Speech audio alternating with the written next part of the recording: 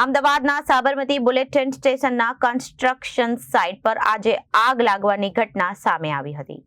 Construction સાઇટના ભીષણ આગ લાગતા મજૂરોમાં દોડધામ મચી ગઈ હતી. આ ઘટનાની જાણ થતાં ફાયર બ્રિગેડની 14 જેટલી ગાડીઓ તાત્કાલિક ઘટના સ્થળે રવાના કરવામાં આવી હતી.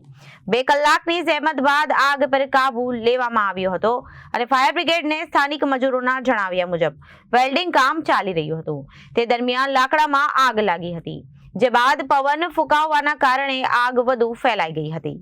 બુલેટ ટ્રેન સ્ટેશનના કન્સ્ટ્રક્શન સાઇટ પર આગ લાગતા પ્રોજેક્ટના અધિકારીઓ પણ ઘટના સ્થળે પહોંચ્યા હતા.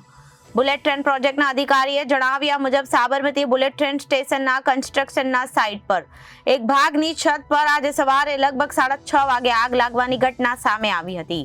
કોઈ જાનહાનિ કે કોઈ ઈજાના સમાચાર સામે આવ્યા નથી.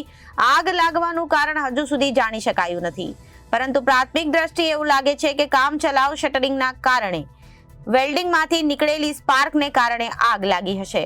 ફાયર વિભાગે સક્રિયપણે આગને કાબૂમાં લીધી છે અને પરિસ્થિતિ હવે કાબૂમાં છે. NHSRCLના અધિકારીઓ સ્થળ પર હાજર રહ્યા હતા અને પરિસ્થિતિ પર નજર રાખી રહ્યા હતા. ખુલ્લો ભાગ અને લાકડું હોવાને કારણે આગ ઝડપથી ફેલાઈ ગઈ હતી. ફાયર બ્રિગેડના જવાનો દ્વારા પાણીનો મારો ચલાવી 2 કલાકમાં આગને કાબૂમાં લેવામાં આવી હતી.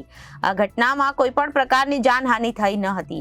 આગ સંપૂર્ણપણે કાબૂમાં આવી ગઈ છે અને સાવચેતીના ભાગરૂપે હાલ 2 ગાડીઓ ઘટના સ્થળે પણ રાખવામાં આવેલી છે. બુલેટ ટ્રેન અને પ્રોજેક્ટના અધિકારીઓ પણ ઘટના સ્થળે પહોંચી ગયા હતા. Bureau report Janadesh news, Ahmedabad.